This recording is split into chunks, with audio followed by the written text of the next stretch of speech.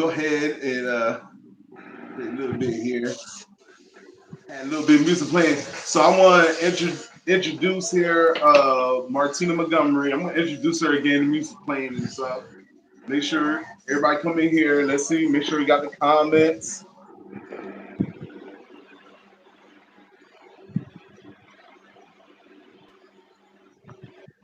All right.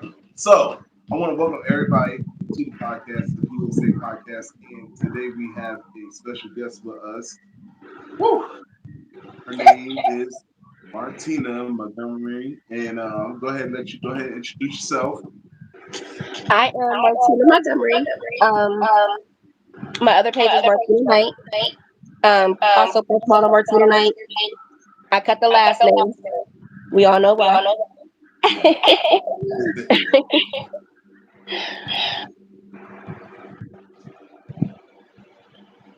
Okay. So anyone who's watching or whatever has been watching know that I've been, doing this whole case on Marcus Boyd.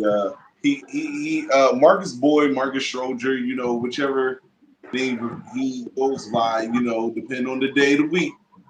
Right.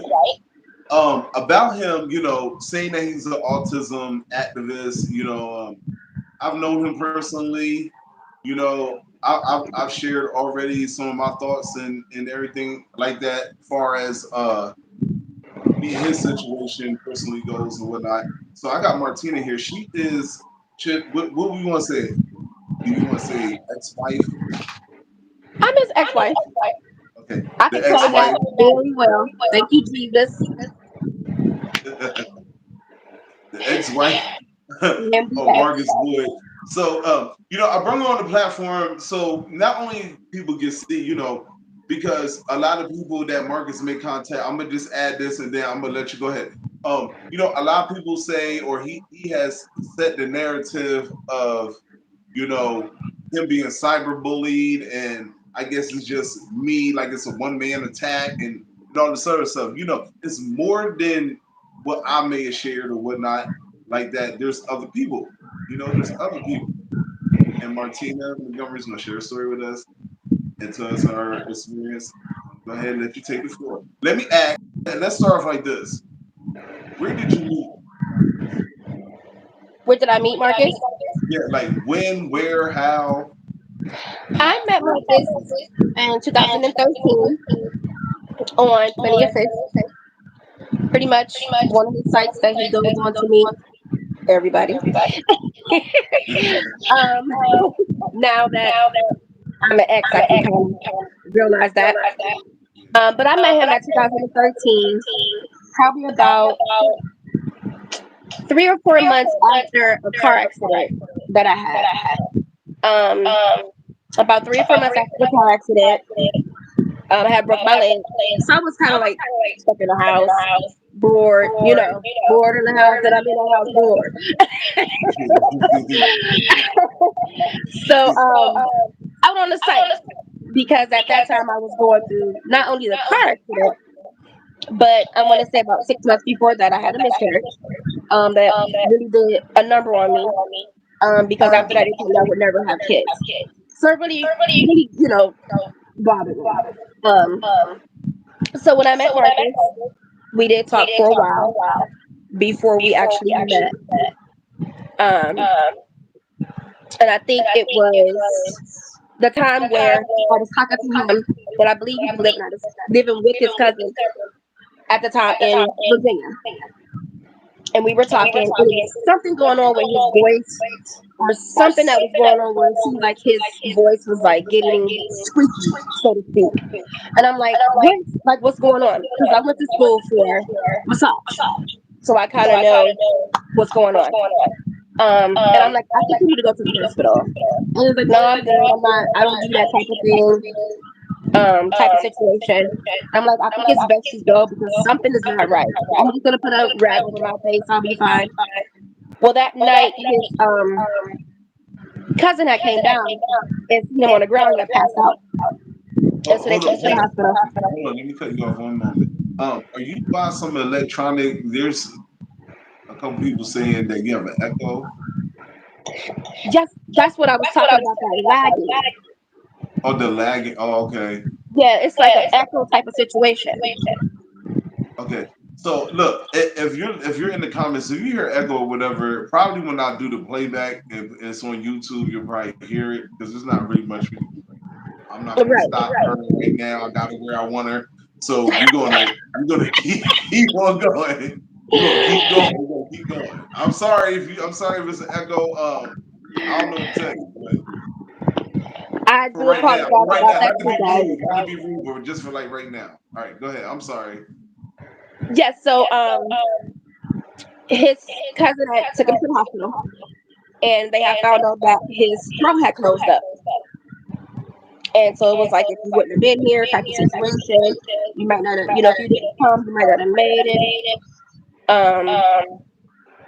That type of situation. So around that time, he was in the hospital for a couple weeks, and I think this is the part where I miss the whole love bombing type of situation. Um, because it was like after he got the hospital, they told him it's best for him not to travel. And at the time, his mom had came there as well. Wait, And his mom, it was best for him not to what? it was best for him not to travel. Okay, Yes, it was best for him not to travel. not to travel. So his thing was, as he explained it to me, and I'm like, oh my God, it's so amazing. As he explained it to me, I'm going. If I'm going to be anywhere, I'm going to be with my girlfriend. I'm going to be with the love of my life. And I'm like, oh, Jesus, be a friend. This man is love. And so it was like his mom is telling him not to travel. The doctors are telling him not to travel. But instead, he gets on the bus and he comes to Youngstown, Ohio. Now, at this time when he's coming here, he's supposed to be moving in with a family. There was like a pastor and his wife. They were older. And he was with them for a while. Then their family found out about it and was like, I'm not too comfortable with you having somebody stay with you that you just met, you know? And so he was supposed to be looking for somewhere else to stay. But this was our first official date. On our first official date, he thought he was going to be staying with me. And I'm like, oh no, this was cute that you came. But no, you ain't gonna stay here the first night. Well, then he ended up getting put out of where he was. Of course, I felt bad. Now, did you? Now, let me ask. Did he tell you he got put out, or did you I see talked to him? them. Oh, okay. I did. I talked to them. Actually went over there to go and get him at the time because I'm like, what is the problem? Because he was calling me really hysterical. And so I'm like, what's the problem? And they're like, my children are not happy with the fact of him staying here. I'm like, okay, I'm sure he can figure out something else. And it came to the point of him trying for a while, and then after a while, he ended up moving with me, and everything was good for a while until I really started to um, analyze a couple things on my own before anybody even came to me and said anything about him being a friend as far as the music or anything like that. Now, mind you, we met in 2013. It was probably about June 2013 when we met. We got married in July 2014. There was people at my wedding. I have pictures of people talking to me, but you can see that they're actually like linked over, and you can see that they're saying something. And what they said to me was, "Are you sure?" Now, let me stop you real quick. Now you said you and him met when again, We met in June 2013, and you got married when? July Did 2014. Okay, so you guys have been together a year before Yes, you actually got married. yes, yes. We were together for a year. But he proposed about 4 or 5 months later after we met, and he proposed in a church. Go figure. That's his go-to place to propose. Because you can't say no when you're in the front of the Lord, maybe? Do you think? Listen, proposed in a church, then got down on the knee. I'm like, oh, Jesus be a friend. Can't say no in front of the Lord.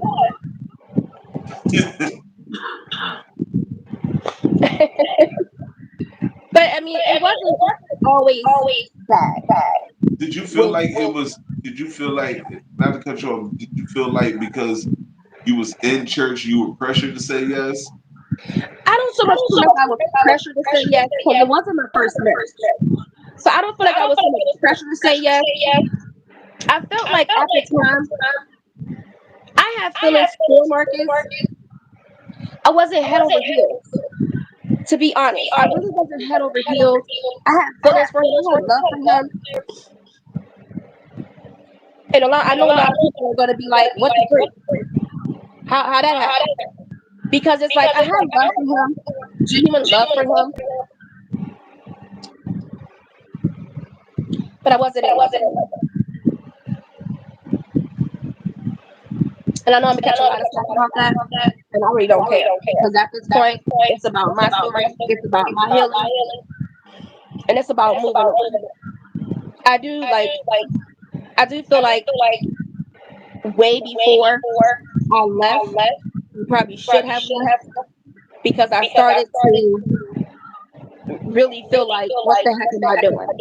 Not even so much as much as what friends were saying or family was saying or anything like that. It was so much drama.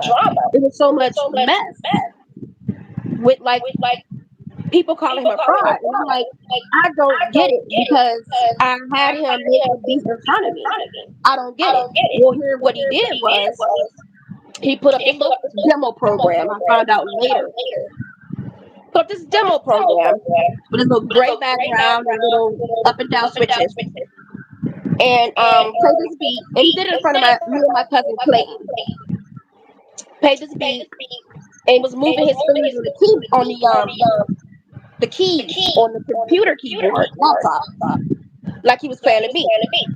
Now, of course, I don't know nothing about making a beat. So to me, he was making a beat. My cousin Clayton don't know about making a beat. But what I know is just a half an hour before that,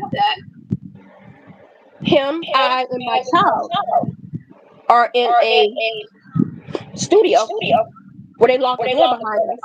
It was not going to let him out. They was literally threatening his life. And I'm standing there with my child in my hand, like, what the hell is going on here? So You know they, what so I'm saying? so you're saying your cousin, there was another gentleman. My cousin Clayton is the one that I had to call that is pretty big in my city. And I had to let him know what was going on. So my cousin Clayton stopped what he was doing, went to the studio, and was like, I don't know what the problem is, but ain't nobody gonna touch him on the strength of me. So of course, he, trying to look out for me because he like whatever my cousin is in, or whoever my cousin is involved in, he's gonna stand.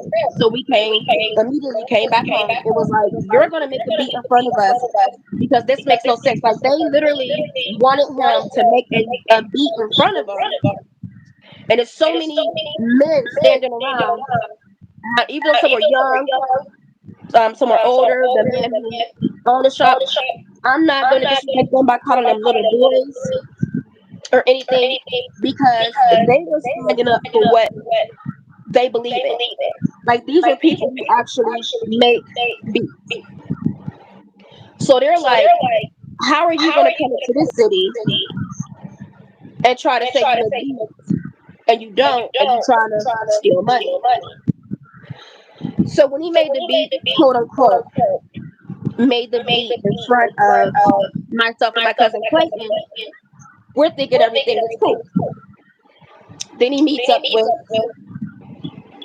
Kev Bless. You remember Kev Bless?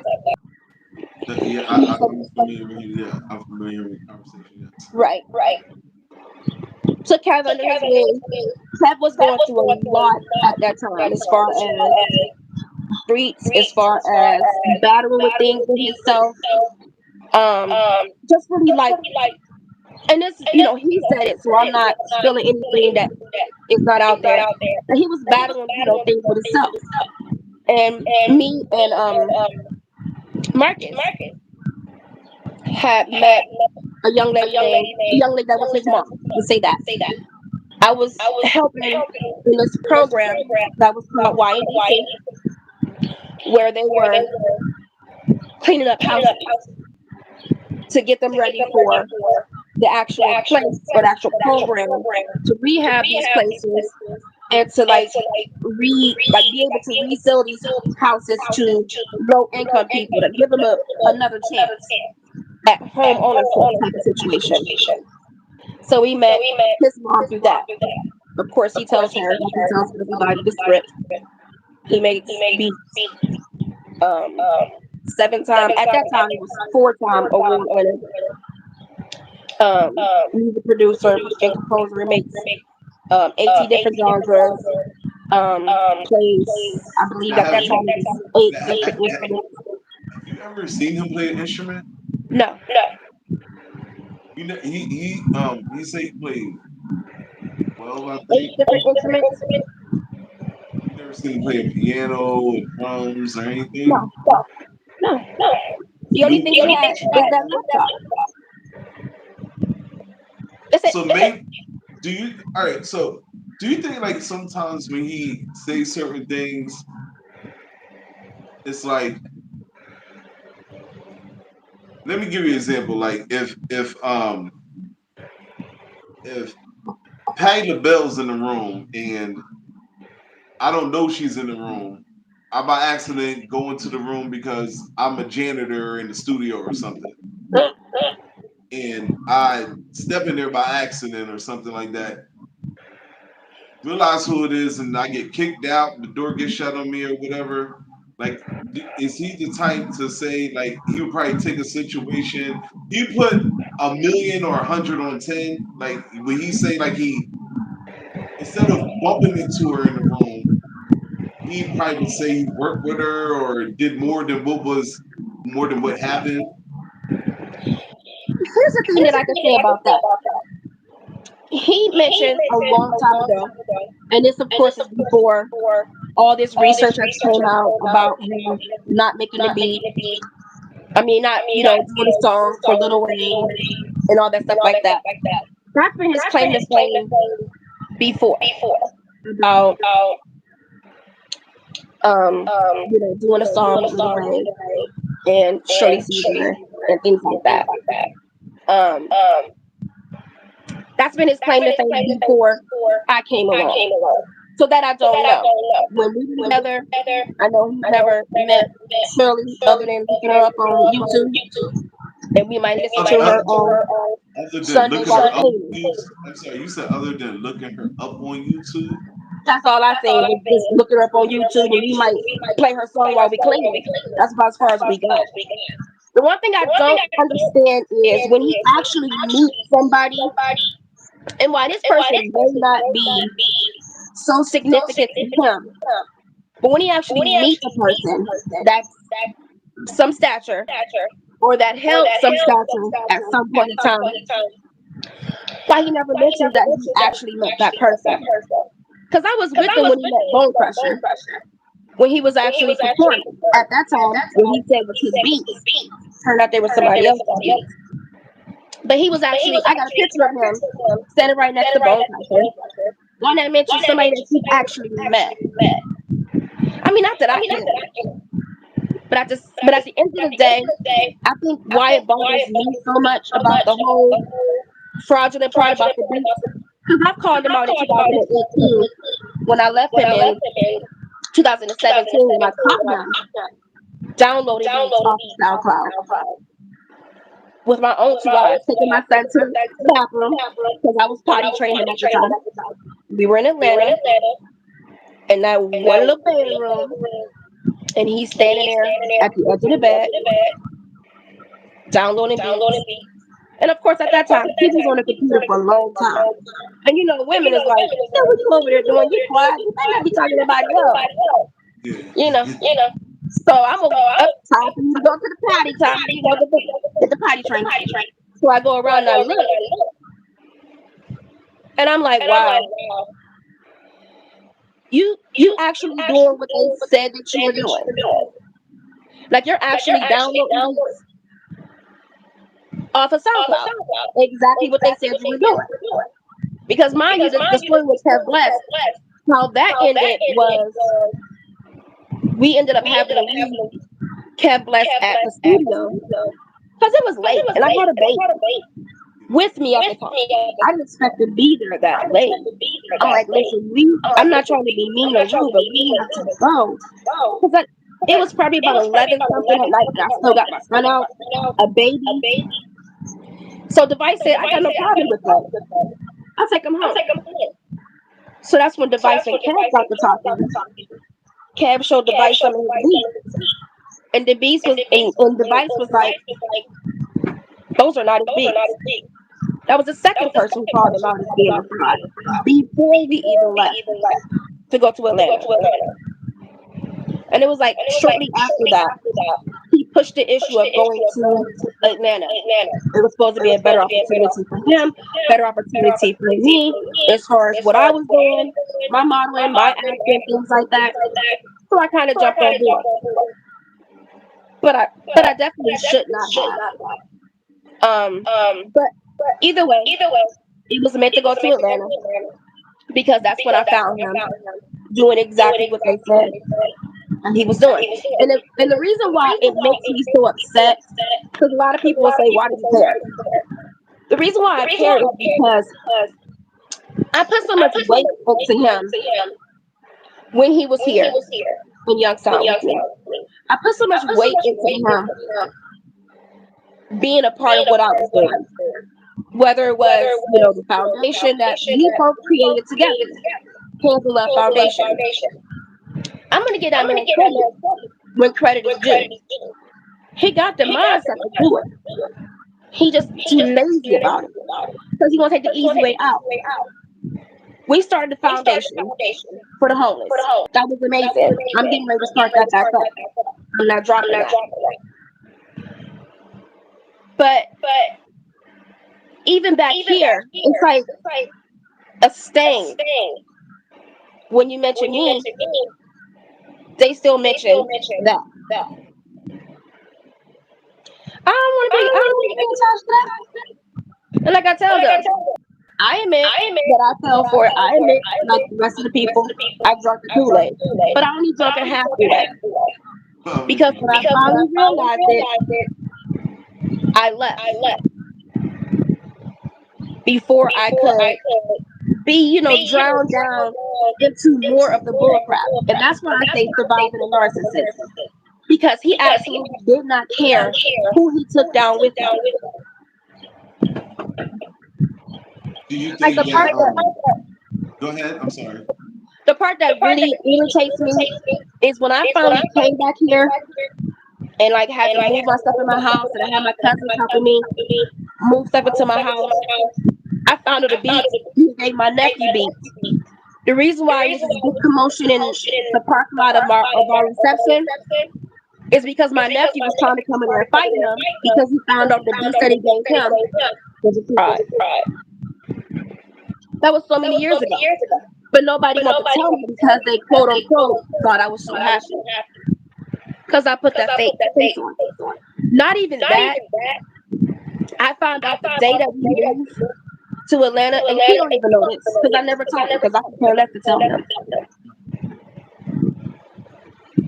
The day we moved to Atlanta, May 23rd, that night somebody was supposed to break into our house. I'm sorry, my house, to do something to him behind them beats.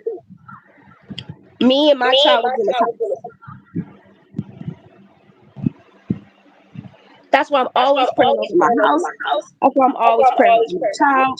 Why I'm always praying over myself. Because the person who was supposed to break into my house,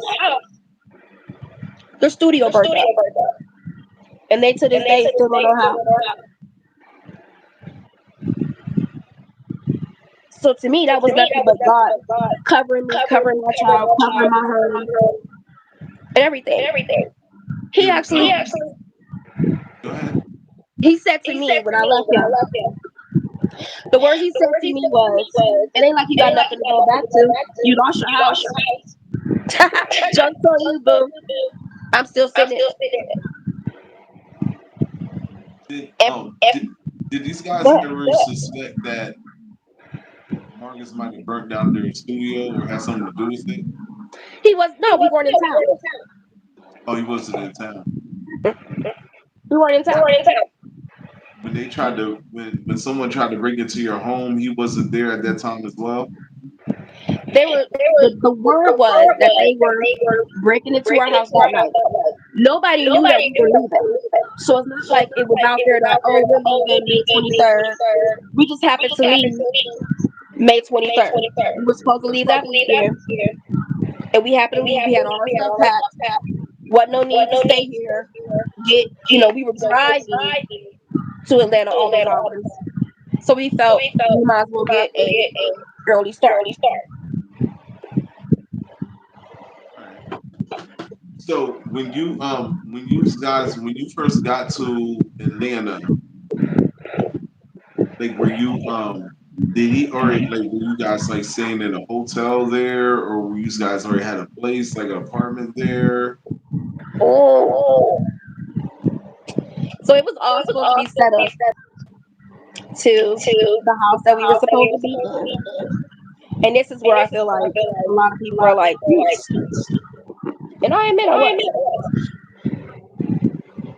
It was all supposed to be set up. The house was supposed to be set up. And we were going down with another person. Not going to mention her name because she's not here. But I still talk to her to do that. But we were going down with another person. The paperwork that was given to the place was not correct either. And of course, Atlanta did the research. They gonna know if something fraud or something isn't fraud. So as a result, before we ended up getting an extended stay, we were sleeping in the car for about a week. You were where? Sleeping in the With your child? Did you have a child with you too? yes, a baby. Yes. No, that was rough. No, that was rough. All on the strength of what was it? That was this all on the strength of him saying that you guys are going to be straight and he had everything covered. It was on the strength of him saying he had everything covered. He had everything straight. And the other person that we was going down with too, they had their situation together. And we were gonna be straight. And we were all gonna be in together. So what happened that it didn't happen? They did the research on the paperwork that was given to them and found that it was fraudulent paperwork. When you say they, was this Marcus and another person who had this No, paperwork? the place that we were moving to. Oh, okay. Yeah. So like how you gotta give them the information, about where how they ask for all kinds of different information, where you used to live, um, cosmetic receipts, stuff like that. Yeah. So they found out that they did a research as we were on our way there. They did a research and we showed up ready to put our stuff in there, and no. So we were in the car for about a week until we ended up getting an extended stay. Then he ended up meeting that one guy, um, T-Bump, and we ended up renting a room off of him. We had one room. The other Say lady that. went down with. She had a room. Say that last word again. You said he ended up meeting who? His name, the guy, T-Bump, Bumper. Oh, okay, okay. Yes. So we ended up renting a room instead of our own place. Ended up renting a room off of him. And the other person that we were going down with was renting a room as well. Just until we were to get ourselves on our feet, that type of situation. We were going to get our own place. Yeah. But it ended up being longer than expected.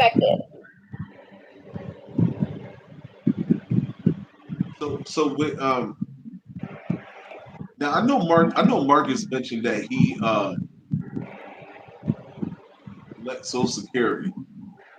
Was he collecting Social Security like while he was with you? Yes. Was he the type of person who saved money, or was he just the type of person as soon as he got it, he spent it? It was gone as soon as he got it. Say again? It was gone as soon as he got it. Going as soon as he got it. What Yes. what what what what would he spend his money on? At that time, he was paying for the room,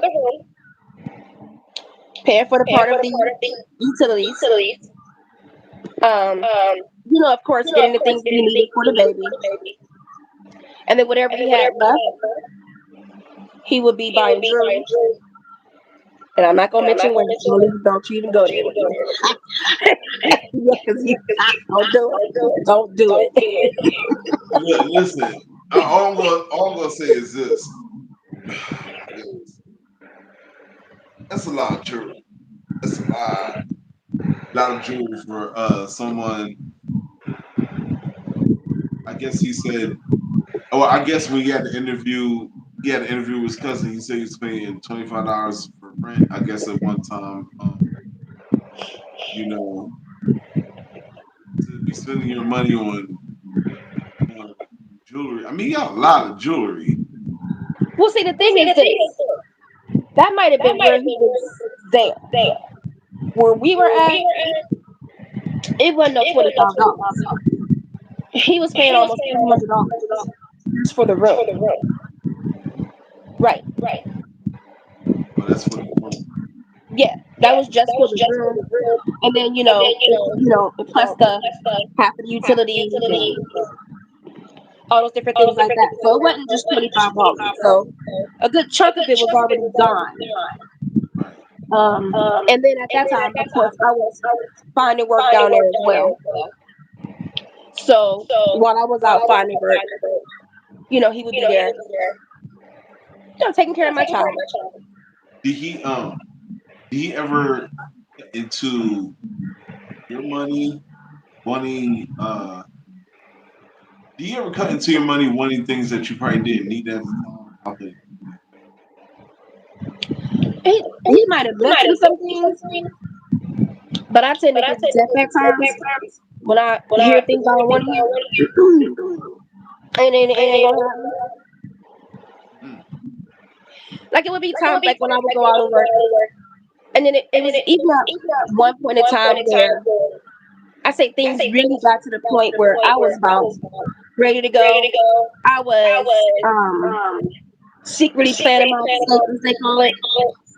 I was probably planning my escape probably about 3 months before I even escaped. Just seeing him make the beats was the nail in the coffin for me. It made me leave faster than I was supposed to because I wasn't really ready. But it would be times where I would be out there working. Now, mind you, I'm out there doing Uber, Lyft, and Postmates. And he'd come and say, this is like the point where he was trying to control. And he'd say, "Well, you out here doing all this work and stuff. I don't even know if you're working. You don't even tell me how much you're making." And I'm not. The hell you think you my pep or something? I go out here and do this work. So I ain't gotta tell you nothing I'm making. You crazy. If you think I'm gonna sit up here and say, oh yes, yes, boss. I made $113 just this time. And you think you're gonna take 130 and give me 8? It don't work that way. I mean, if you are I know this, like if you're platinum or winning, well, first I don't know, like he says, I can't focus on how many times because the times keep changing. It's 7 times, 8 times, 20. I don't focus on that. I just got to focus on the platinum or the award winner. Now, again, I know that could be 100 on 10 when he's saying that possibly Yes. because award winning could be I could win. Everybody could get a trophy for going around the skating ring once, and Yeah, the I can participation say trophy. I'm an award winning skater, and, but that's not really what it is. So the reason what I want to know is like if he is, let's just say, a nominated. Usually people who are nominated, they got some kind of strong income and background to them.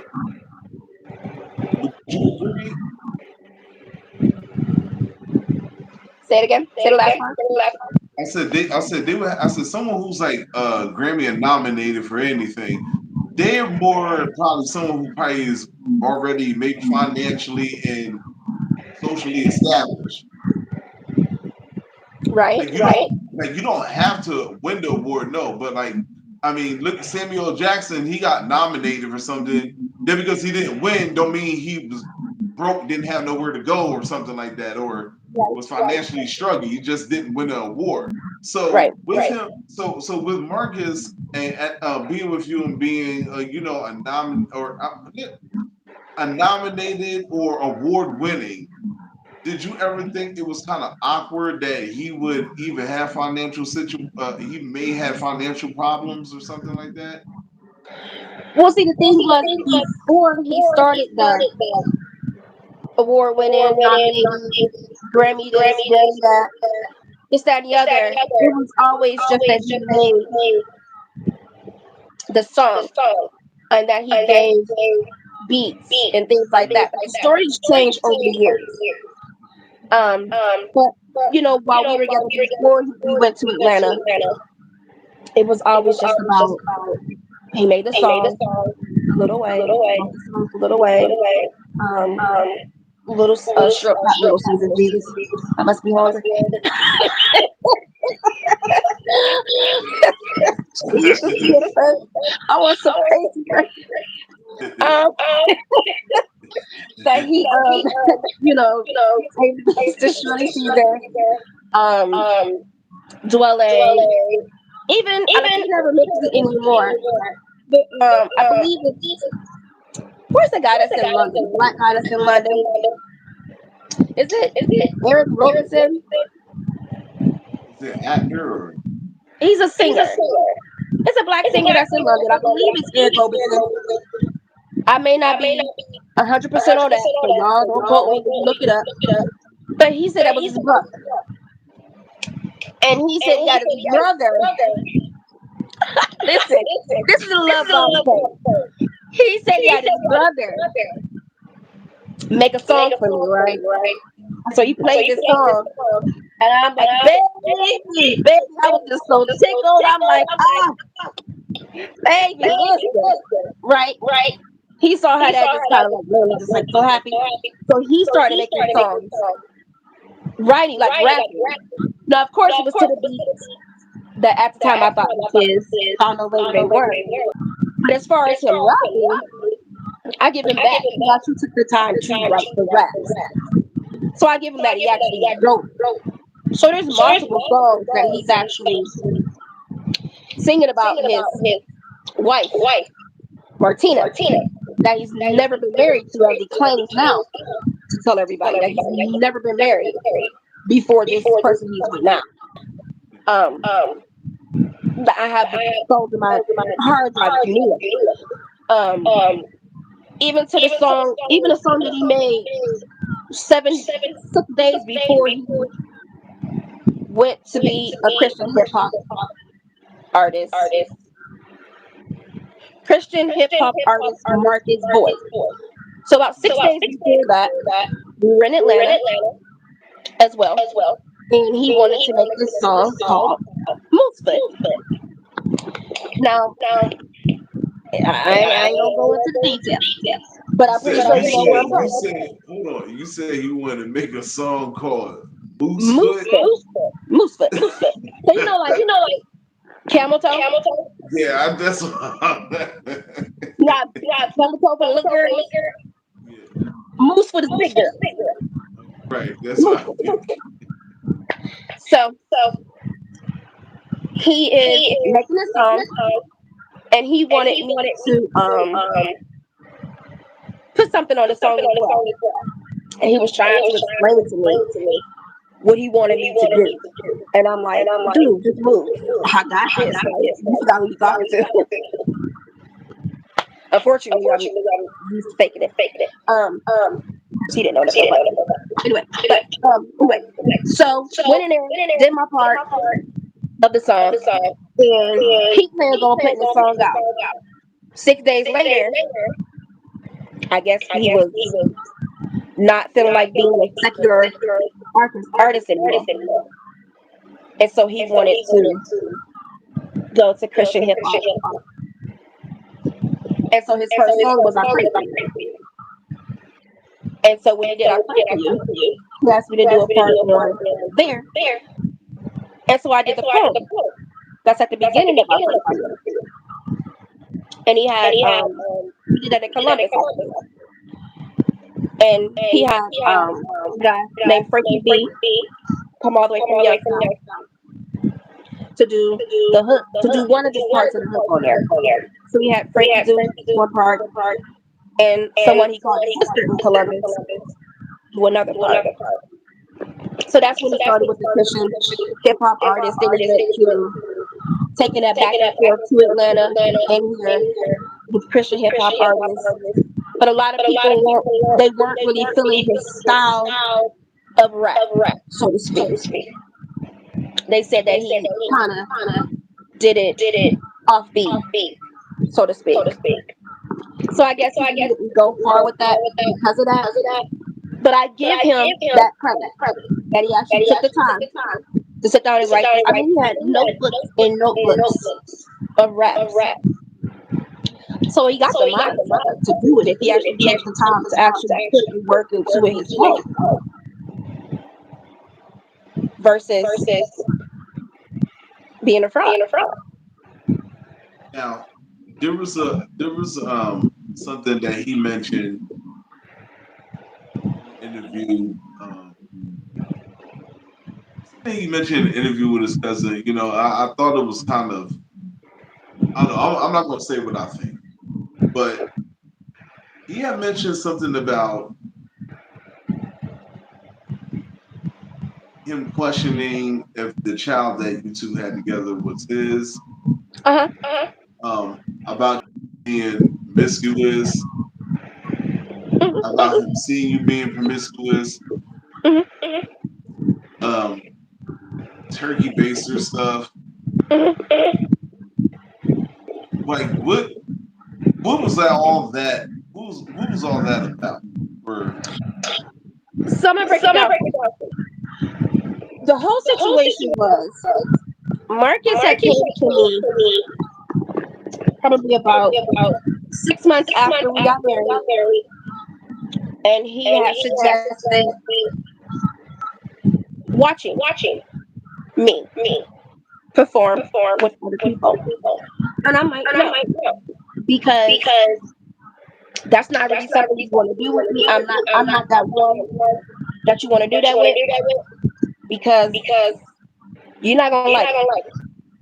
I promise you. Once you open up Pandora's box with me, You can't close it. Now So I'm hold on. trying to close it Hold down. on. Now, when you say that, right? When you say, once you open Pandora's box, do you mean that like, were you saying that as far as like you felt like maybe if you have me do this, I'm not going to want to be with you no more, or No, you no, it wasn't that. It was the fact that when I finally met Marcus and got with Marcus, there was a part of my life before I met Marcus. Um, and it's going back to dealing with childhood things or whatever the case may be. Stuff I never really got over. Stuff I should have gotten over or gotten help for. Healing wise as far as things that happen. But in our culture, we really don't get help for those type of things. And I never really healed. Let's say that. I never really healed like I should have before I stepped into another relationship dealing with Marcus. So before I met Marcus, and like I said, my last relationship before Marcus was my first husband. He got killed in 2010. When he got killed, we were separated for a bit because he wanted to do things in the street. And that wasn't his life. That wasn't his lifestyle. He went to school for computer, electronics, and engineering. We were together since we were 15 years old. And we got married at 19 and 20. And so we, got this house. This is our second year, actually. We were getting school out the way, trying to do things the adult way, not trying to have kids first or nothing like that. We wanted to go through college. We wanted to do all that stuff first, And so he started seeing stuff that his brothers were doing as far as what they were doing in the streets. And I don't want to say the wrong thing on YouTube and get your thing blocked, whatever. But you know what I'm talking about as far as in the street. And so he went to school first. And after he went to school, then I went to school. And so not only was I going to school for massage, but and I'm gonna get you because you're talking about when I was in that security uniform. I'm gonna get you because yes, that was my little action. But I I was like, she's doing that part good. That must be her real job right there.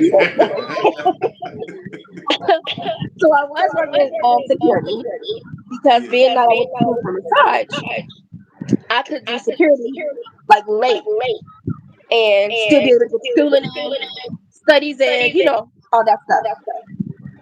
So I took the security job. But I was doing security for a period of time with my husband at first. I was doing security for a Packer.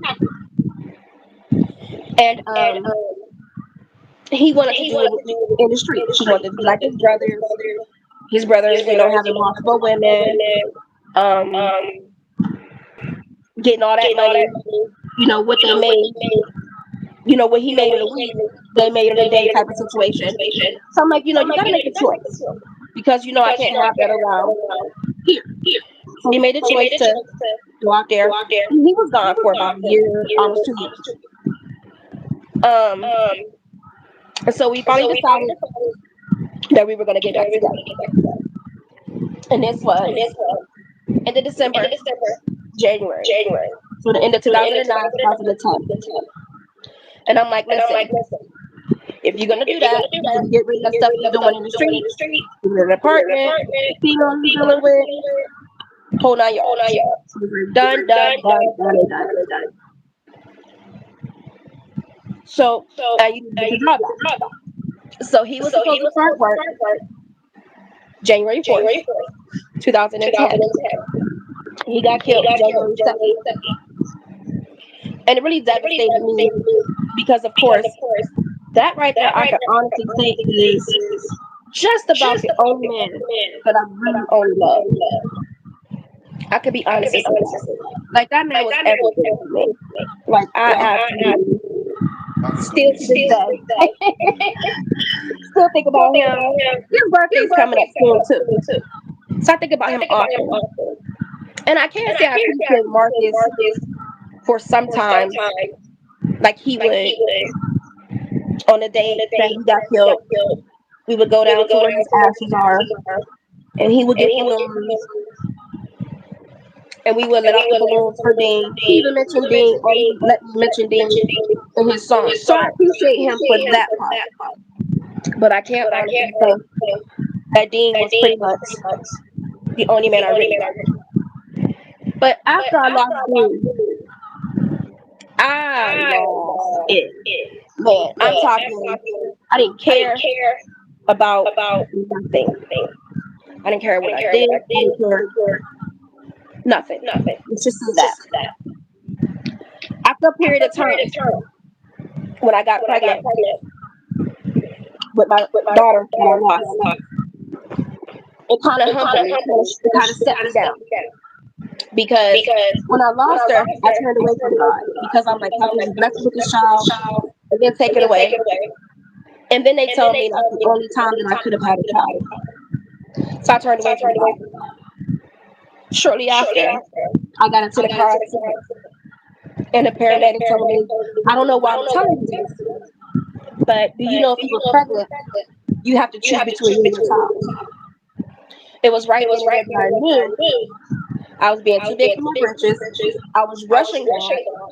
I needed to chill, get myself back together, stop what I was doing, get right with God, and chill, right? So at that time, praying good, praying heavy, all that stuff, praying for a good man to come. I'm thinking it's the good man to come. Mm. So of course, when he comes to me with this idea of wanting to watch, I'm telling him, you don't want that with me. And I made the mistake of sharing certain things with him as far as his childhood, things that happened to me that shouldn't happen to a child, as far as, my past and things like that. And, at first, with the whole love bombing stage, that's a shame that happened to you. If I was there, I would hurt them, I would do this, I would do that. I'm just going to be here to love you through it. All that blase bullcrap. Basically, what he was doing was trying to use my past against me. Because when I said no, it was more so, well, you did it before, why you can't do it now? If I'm okay with it. And I'm like, you don't understand. You will see some things that you ain't seen at home. And he's like, I'm cool with it. I can take it. I can deal with it. So we spent a couple months going back and forth about the situation of him wanting to watch. That was his thing, his fetish, not You mine. ever ask him why? Like what? Like did he feel Listen, like? Because it's not every day that a man that's with a woman wants to watch another man, lay with his lady or something like that. at So, that but time, if I was where I am now in my journey with myself, in my healing and things like that, I would have been thinking the same thing you're thinking. But at that time, I knew what I was not getting as a man. And I'm steady battling with myself, like, okay, maybe this time I didn't quite marry for the sex, or I didn't quite marry for this, or quite marry for that. I just kind of dealt with it. And I think it was at around that time where I was basically just looking at it like it was a wifely duty. And I would do it once a week. Like literally lay back, get it over with. All right. Then I'm scrolling on Facebook until they go to sleep. Then I'm opening the door. And yeah, now I'm straightforward. But it was at that point in time where I wasn't quite over my past. I wasn't quite healed or where I'm at right now. So him offering me that to be able to have, did you feel like that was like an outlet everything you were going through at least? I felt like it was an outlet. I felt it was definitely the opposite of what I was getting at home. Let's say that. That's number one. Number two, it was, someone I've dealt with before. So I already know that person. That person knows me. You see what I'm saying? So I know what it takes to get that person off. That person knows what it takes to get me off. So So so while so he's sitting there he wanting to watch, uh-huh. it was just peace. So he was willing to basically now this person that knows you, were they like an ex, or were y'all just someone who just casually had like got together sometimes, Casual. or so he knew about this person? He didn't know about him like he should have known about him. I say that. And with like, I don't want to pause, no Go hold on, ahead. I don't want to Go get ahead, it. doggone it. So so He already so tried to put me out there like a fool anyway. So it's time for me to set the record straight. okay, so all right, so I'm gonna ask. So when y'all was going through this, like it, first let me ask you, there were times that this did happen. Okay, Yes, so several. It happened over months. it happened like several months. It was going Yes. on. Happened in What? Youngstown. It happened in Atlanta. Especially when I went to Atlanta. Because the one I was in Atlanta, I already told him about him. This was before he even came along. This person was visiting Youngstown with his company.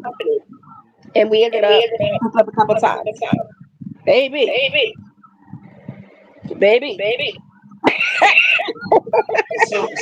So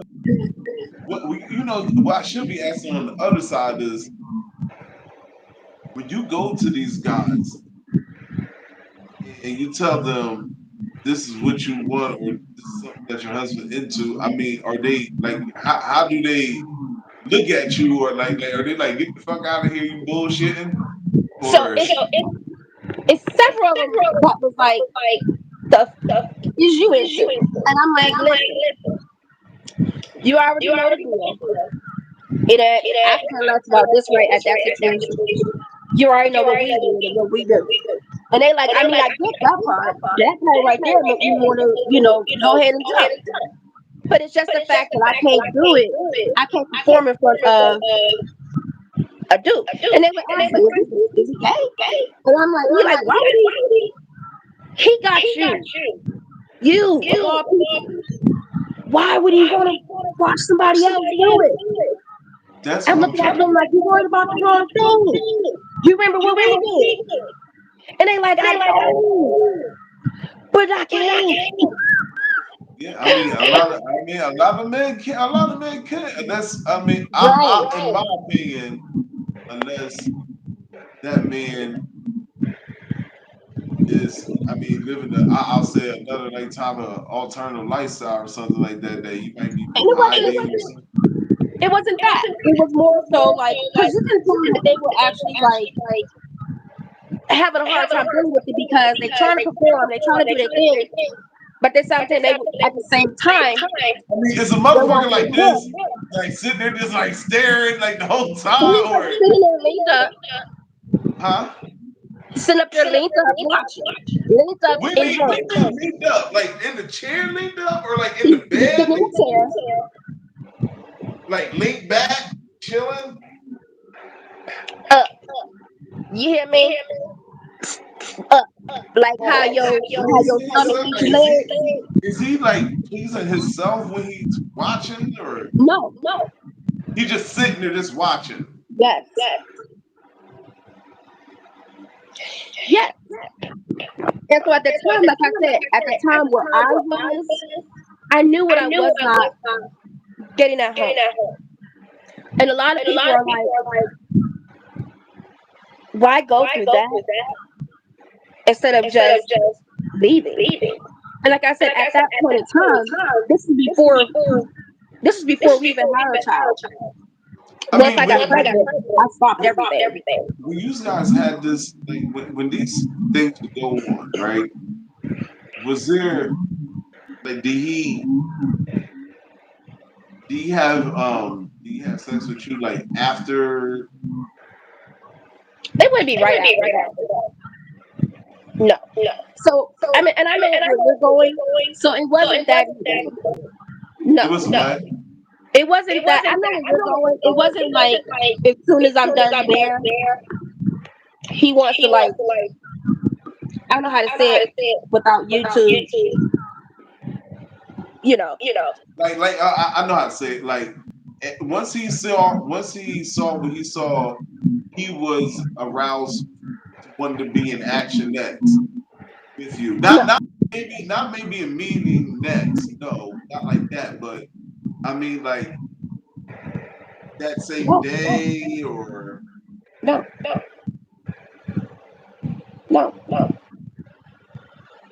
is this just very weird that I mean usually you see stuff like usually see stuff like that like them late night videos and stuff like that Right. and all them X-rated movies and whatnot, Right. or they role play like and they'll put the title, God watch his wife, get punished or whatever. Right. But And I mean, and it wasn't like that at all. I think the one thing that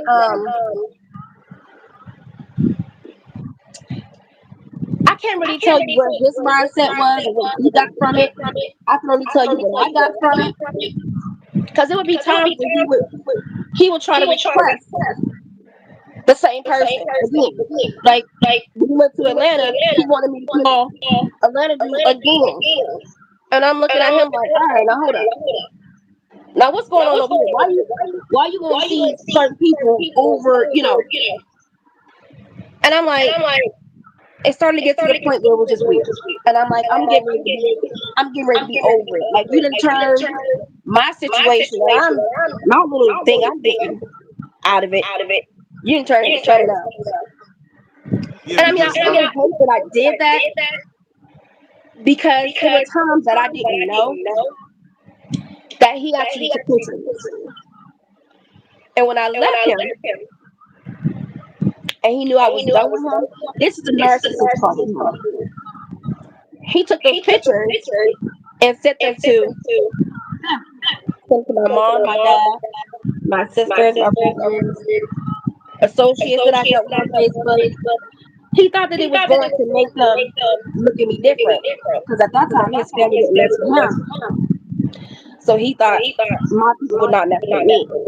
It actually backfired because now I got a case on him that I'm in the process of doing now for the revenge porn law.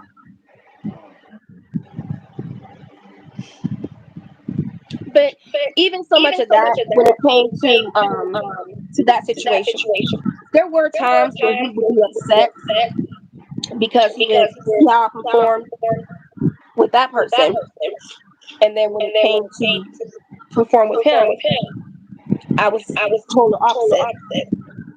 And he's like, "Well, I don't get it. Like you a certain type of way with them, but you not that way with me." There's no way to explain to a man without hurting his feelings. But the only thing I could tell him was, I told you didn't want this far. Because there's no way that I could be the same. yeah, I mean, I personally know what you mean, but I just wanted for people watching, they know what you kind of understand what you mean because Right. if you invite something in, you're inviting it in. It can't get in unless you allow it in the door. So Exactly. And then not only that, he mentioned several times that he felt he couldn't please me. that's the next thing I was getting to. Right That's the there. next thing, right? That's the next thing I was going to get to. Yes, he mentioned several times he knew that he couldn't. And when I was trying to shut it down, he was so adamant about keeping it going. And I'm like, I'm good. Because it's like turning into something else that I don't want it to be. Like I was at the point where I just felt like exploited. I just felt like it was back in my childhood again. Stuff that I dealt with before. It just screwed me all up, and I couldn't do it. And so when it comes to the turkey baster situation that he thought was so funny, him and his cousin thought was so cute, funny. It was more so like, you know how people do IVF. So it was more so that situation because of the fact that how can I say this? It couldn't reach. Um, we were actively trying to get pregnant, and there was even one of them that he mentions often that he actually told them that's what he wanted him to do, which is why he keeps mentioning his name. That's what he told him he wanted him to actively do because at this time this man had a multiple number of children. So he was like, "No, that's not what I'm about to do. I know what I came for. I know what we agreed on, but I'm not about to take it farther past that. I'm not about to take it to having kids and stuff like that." So it got to the point of the turkey baster because, like I said, we talked about it often. We talked about other options. We talked about IVF. We talked about, things of that nature, but things that were way more than we wanted to pay at that time. Regardless of what he was making, regardless of what I was making at the time, because I was working at Pack at the time. I'm not trying to take a whole 2 and 3 paychecks for one chance when it's not a guarantee it can happen. So we both decided to go that route with the turkey baster. So you say hold on. And the reason why that y'all had to talk about turkey baster was because he wasn't. I'm gonna say it pause and competent. He wasn't competent enough to perform. Well, be careful because remember when we mentioned that the last time, Allegedly they claimed I was the one who said he was inadequate, which I wasn't the one who said that. I just said it was.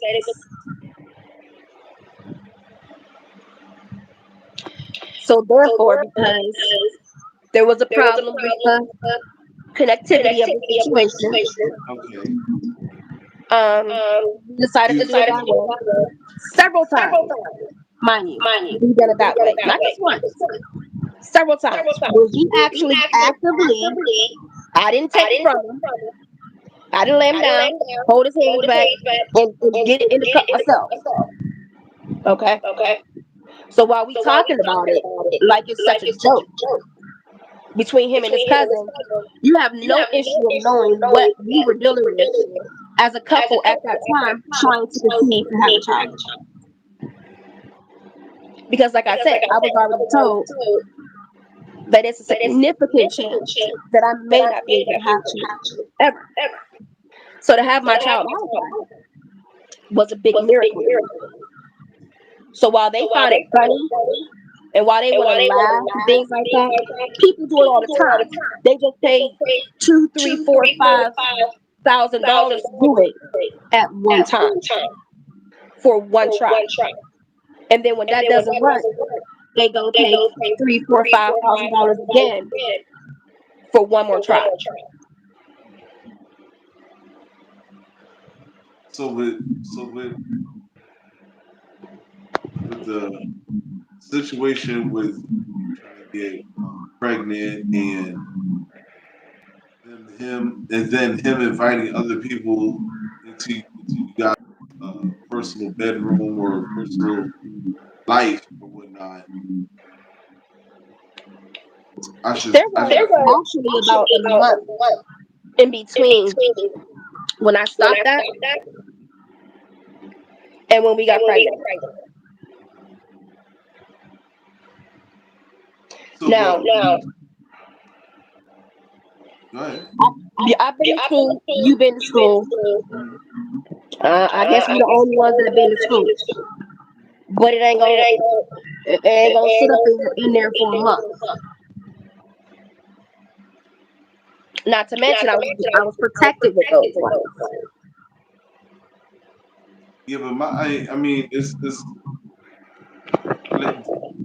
thing is, what I should be asking is this: when you found out you were pregnant and everything, how did he feel? How did I feel? He feel? How did he feel? How did he take He was being pregnant? Huh? excited. He was excited. He was excited. He was happy. He got I'm shirt gonna ask made. you. I'm gonna ask you like Maury now. You know, he ain't have no doubts or he ain't have He no. had no doubts. He had no nothing. He was happy. He was happy. Matter of fact, when we was in there waiting to have, because I had to be induced, and Monica was actually born on our wedding anniversary, July 19th. So I was supposed to be induced July 17th because I was way past the time. And they were worried about, because I have a huge fibroid. So they were worried about the fibroid blocking him out, blocking out circulation, messing with limbs, all that stuff they worried about at the last minute. So they said I was going to be induced July 17th. So we were in there. We in there playing Uno. We in there dancing. I wish I still had the video. We in there dancing. We in there whipping. We in there nay-naying. I mean, we in there having all kinds of time. Like I said, he even had shirts made. He had a shirt made for me. He had a shirt made for him. He had a shirt made for the doctor.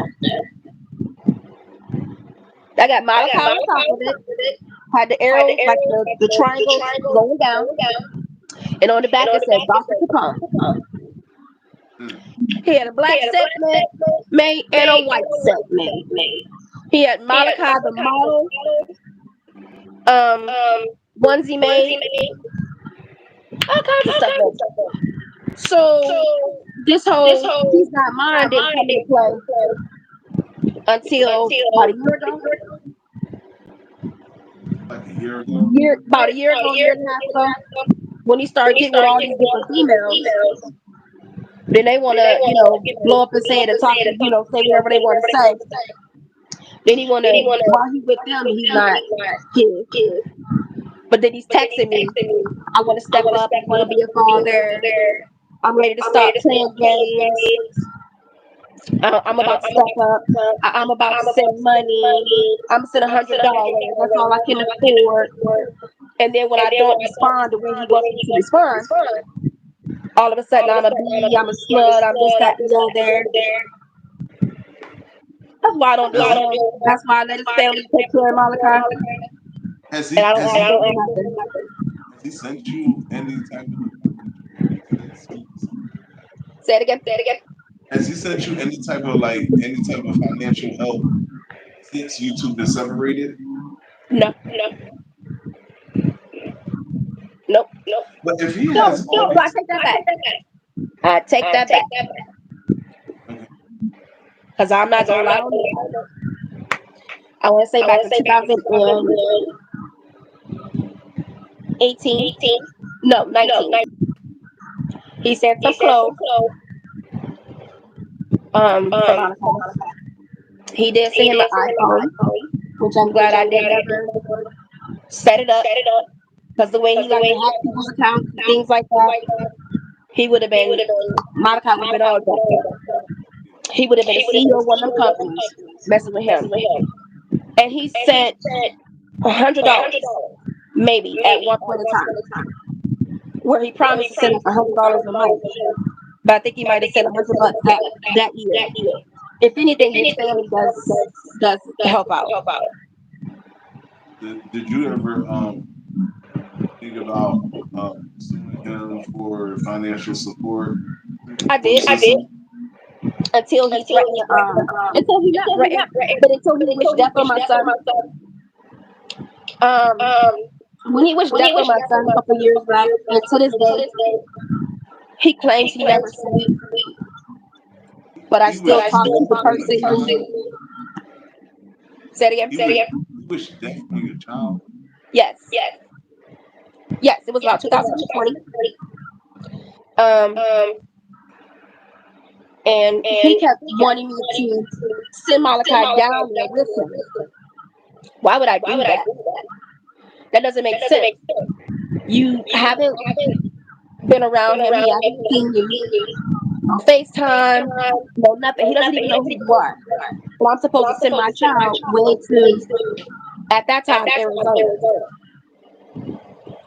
way from Youngstown, at the age of 3. He pulled to catch the bus himself. That don't make sense.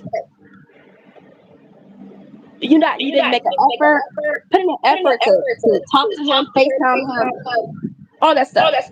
Nothing. So it was at that time that I had to take Malachi to school. Not school, to the hospital, because he had got that hand, foot, and mouth disease. Yeah, I know what you're talking about. So, but at the time, I didn't know what it was. I never seen it. That's my first time, being home.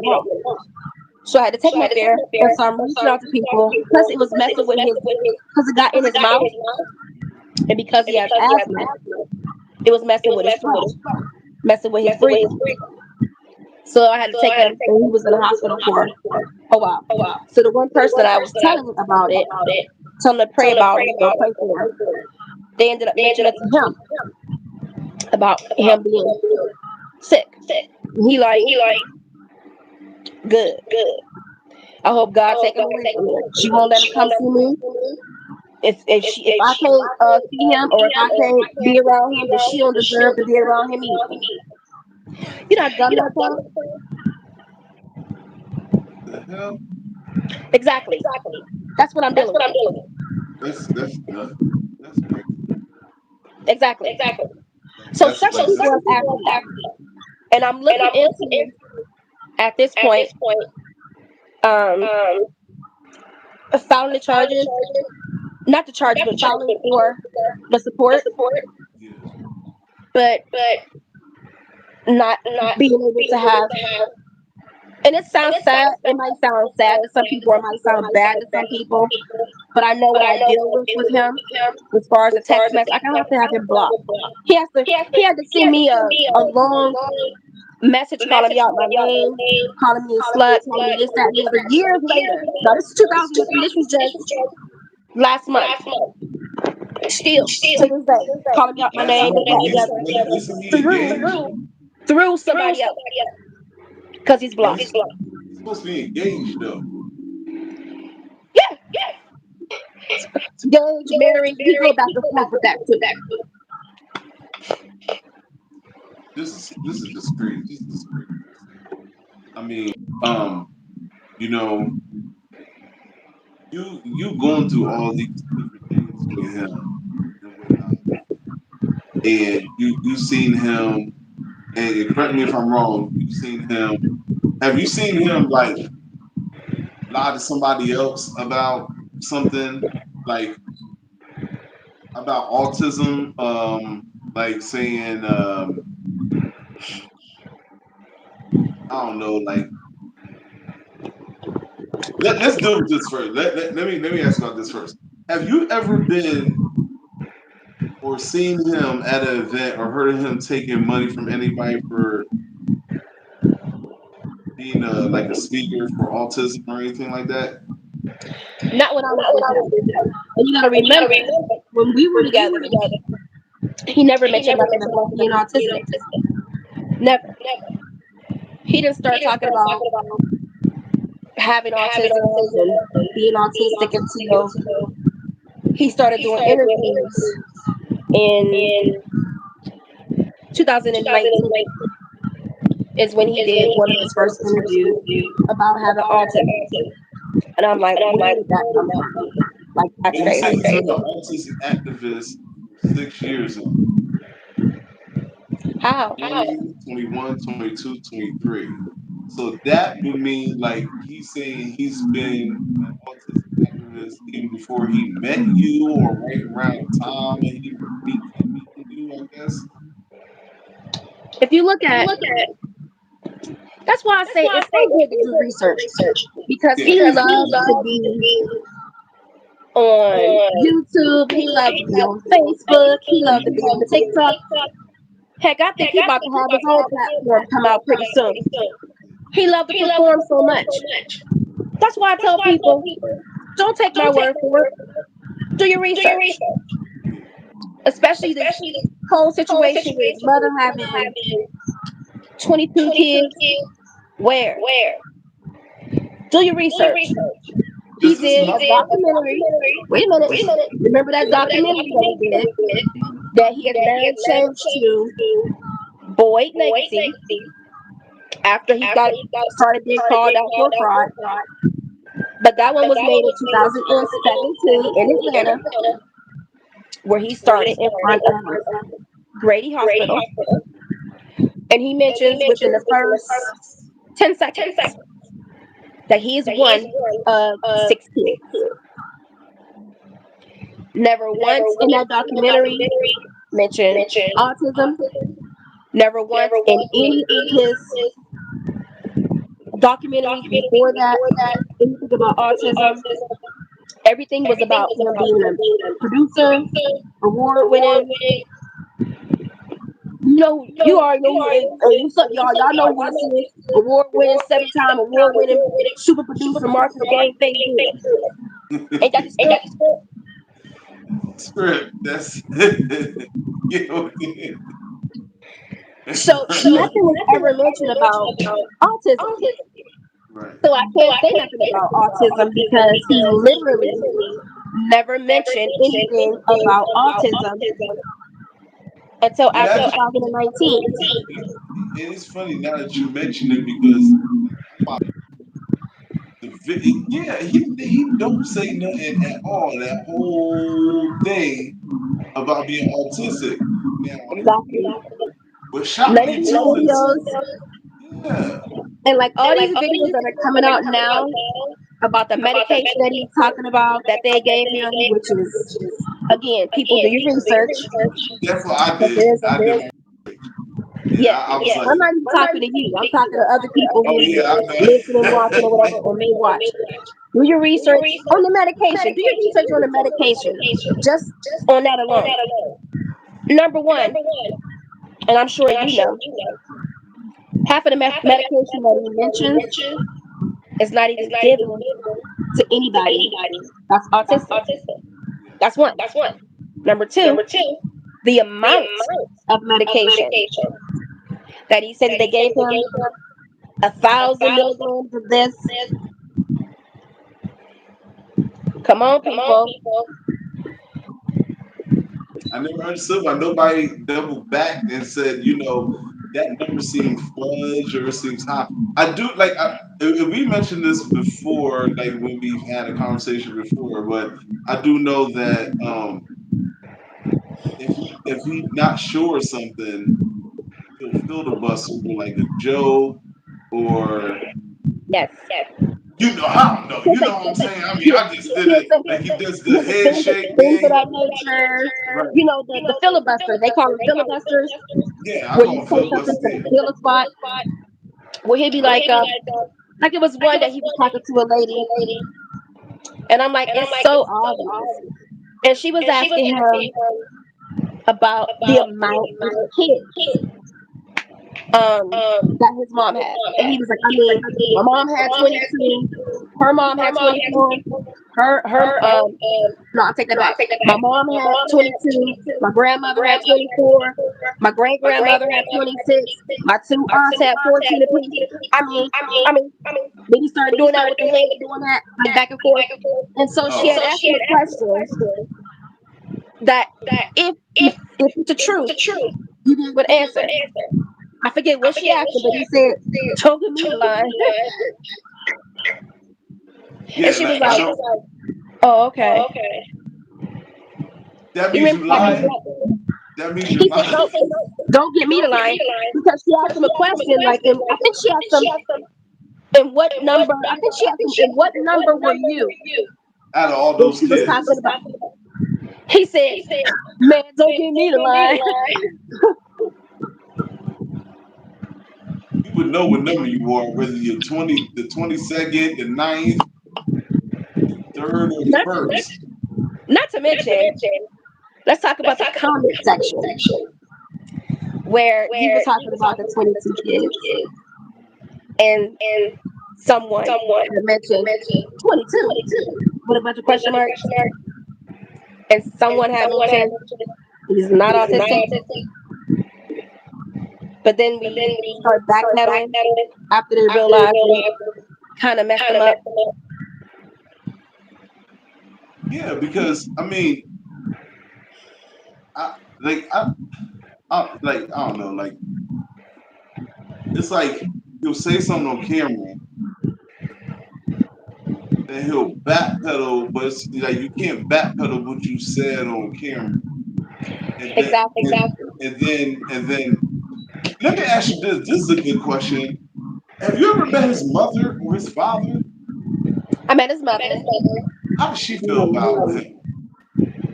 I've talked to his mom on the phone, but I haven't seen her lately. She does video with or I should say FaceTime with Malachi a lot. His aunt FaceTime with Malachi a lot. But since 2019 is when he tried to start this autism situation.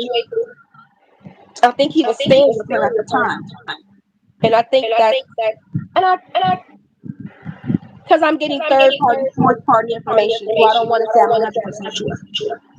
But from the information that I got, but that was the reason why she put him out, was because of this autism situation, because she knows that he's not autistic.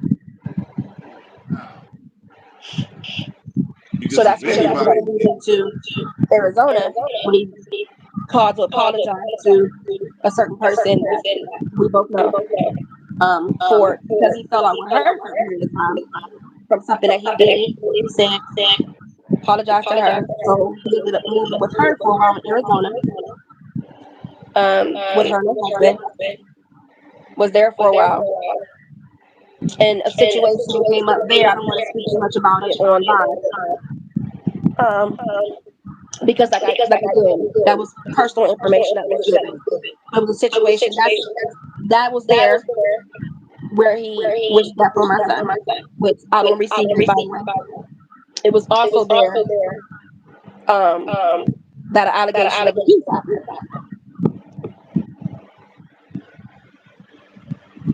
And this was years ago. So when this whole other situation came up about abuse, it was like things that make you go, that's far-fetched. No such thing. I don't believe in coincidences myself personally, but it's like sometimes you don't have to even say a coincidence when it's a repeated pattern. Well, that's coincidence. The same thing keep happening over and over again. It's not right. Groundhog's Day, you know. But for him to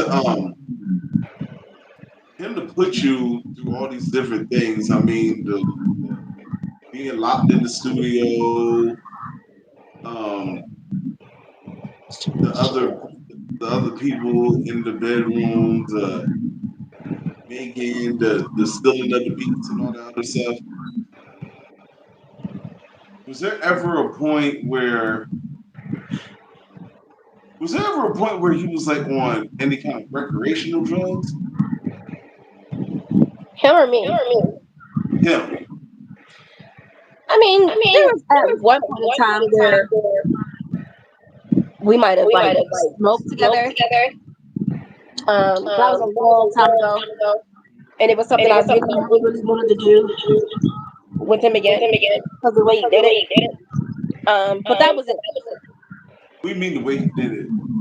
That's the way he smoked it. It just was weird.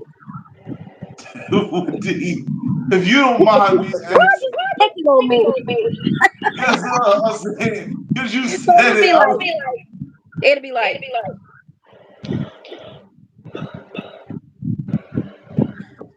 oh, I guess he trying to. I don't know. I guess Like be with like I don't know something maybe seen on TV or something. I don't know what that was, but I know I ain't never done that. Then I did it. Trying to get the aroma, trying to get the. No, I'm only doing it this close to show you in the camera. It was more so like in his head, down by his like hip, while he was doing that with his hands. He can't smell nothing that far away. Not unless somebody stuff real dark. But you never because you know I saw he had a drug charge that was Way previous or before my whatnot, time. huh? That was way before my time. Right, but you never seen him do no harsh drugs. The reason why I'm asking is because sometimes people they might have something wrong with them, and then they might deal with a substance or done it before, and people they deal with something once they never done before, and it tweak the way their brain works, the way they operate, and then sometimes they're reliant on it.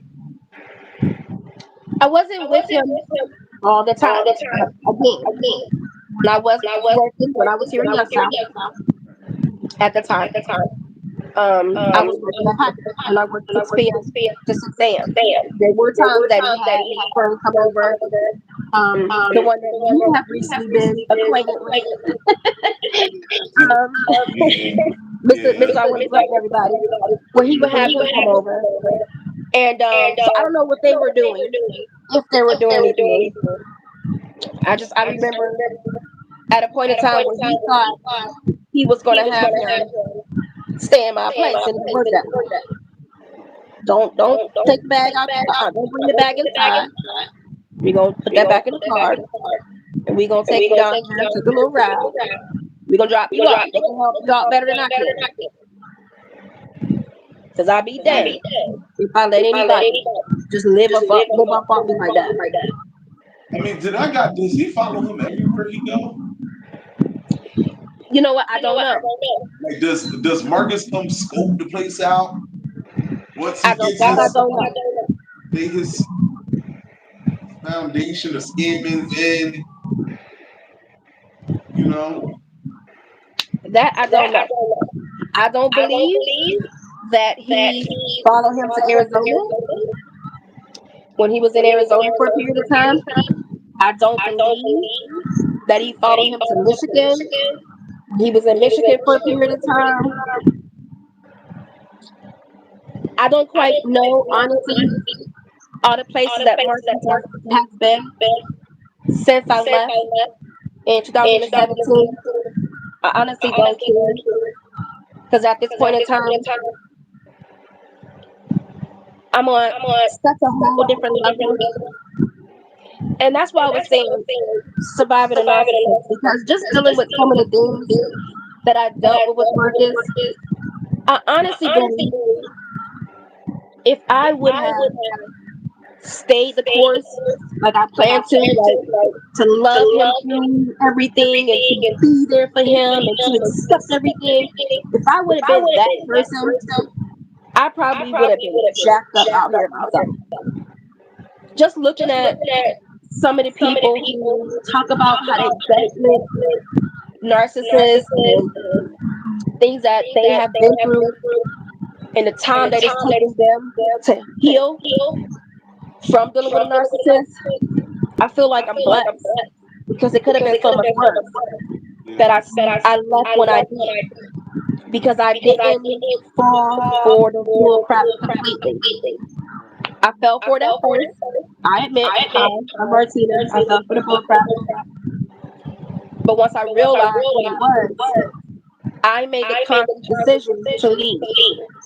And when you're dealing with a quote unquote narcissist, they want to control you no matter what. Even to this day, he still tries to control me by sending me crazy text messages. To the point, like, one time he sent me Happy Mother's Day. And that was it. And it was on Mother's Day. So, of course, you're like, maybe somebody got a different phone number, whatever. And so you're like, thanks. I appreciate it. Not sure who this is, but I definitely appreciate it. Then he comes back with how's our superstar son? And I immediately text, sir, please go to hell, and just blocked him. I don't have time for the bull crap.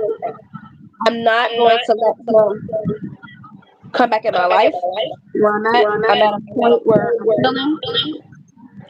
And like I said before, they say it's so bad for people in our culture to get help, to get therapy for things.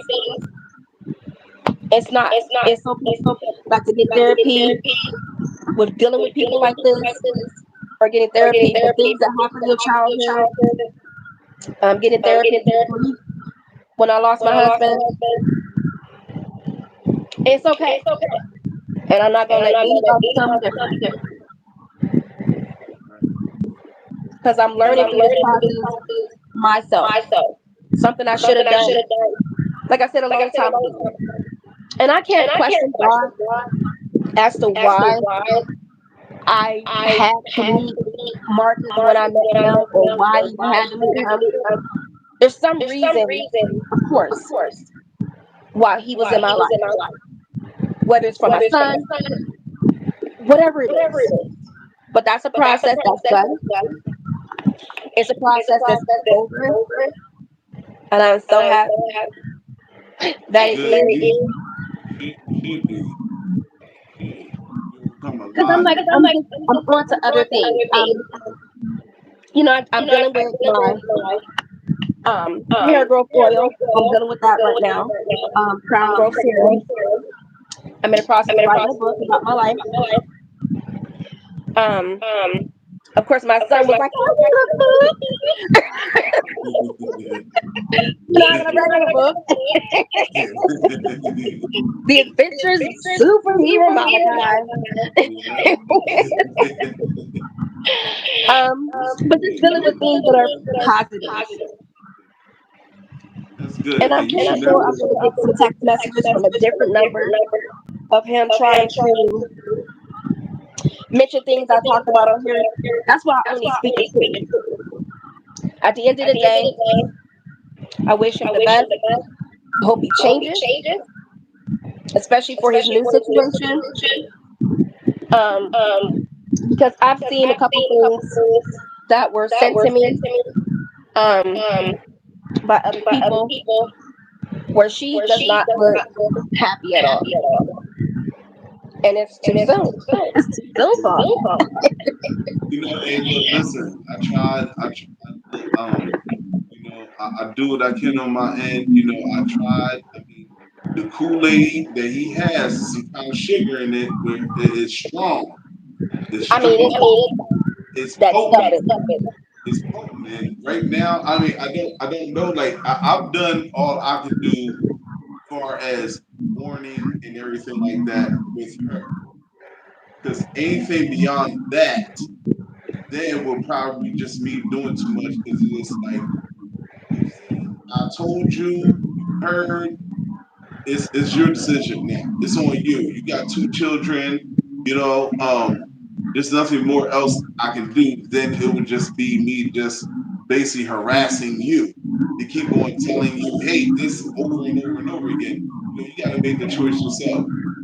And like I mentioned to her, I mean, I said it out of anger at that time, but whenever you ready, and this is to her, whenever you ready or the time comes, if you want to have a private conversation, you can.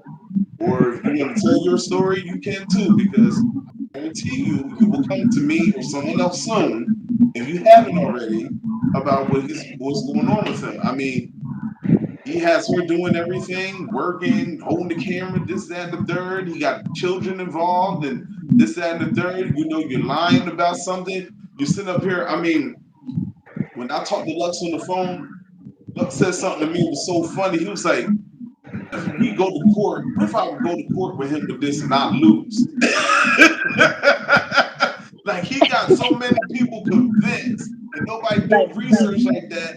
He said, what if I gotta give up my wife and kids and this motherfucker that take I said, now he too damn good. And did he do that? And the judge tell you to hand your house key over? and give him back his wife, you Right. might just go live in the jungle by yourself. He that damn good. But it is good that you shouldn't personally ever feel dumb or something like that or feel stupid. It's like people every day they have faith or they try to put their love and their faith and their trust in people. Whether it's Right. a relative, someone they love, you know, whatever it is. And the thing that just hurts the worst or the most is when that person or that thing or wherever the situation is let you down. And that's what it is. You That's the know, thing. And maybe dumb was a wrong word to use, but it's more so like I remember when his ex-wife, as he was married before me, reached out to me to try to warn me. So it's almost like history repeats itself. I remember when she reached out to me, and I remember telling her, "I'm good. I got this, boo. I know about my man. I know who I'm with." And I remember when I left him, and when she said to me, "But you was so ready to marry him, right?" I couldn't say nothing. My face was on the floor. Like I'm steady picking up pieces.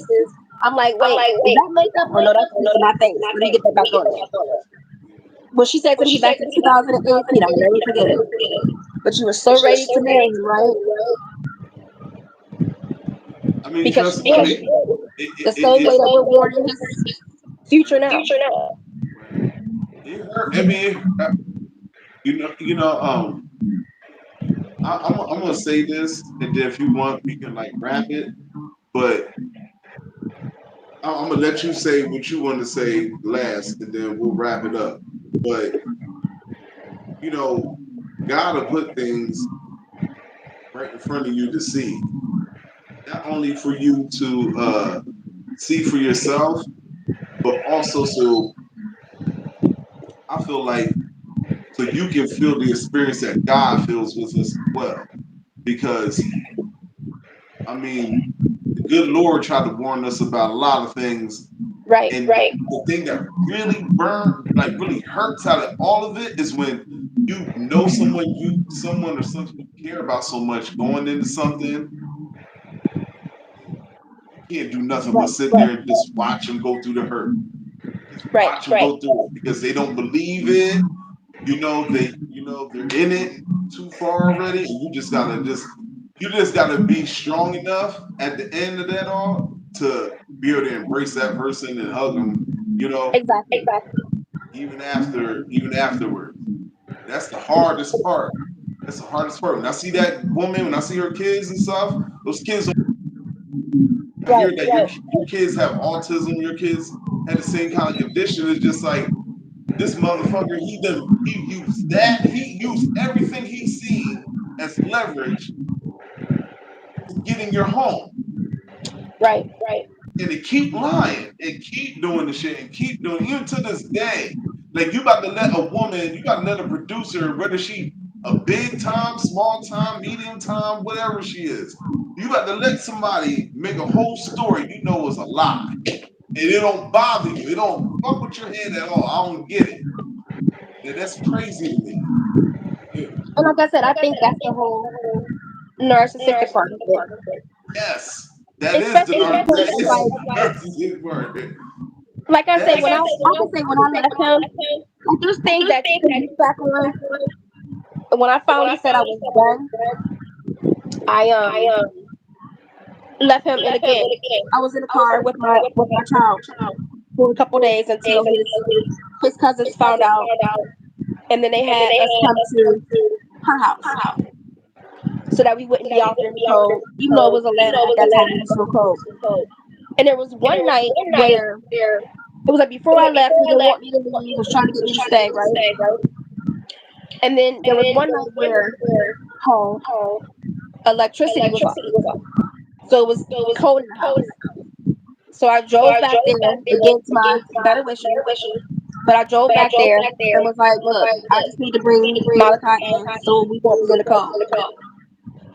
He told me I'm in his way.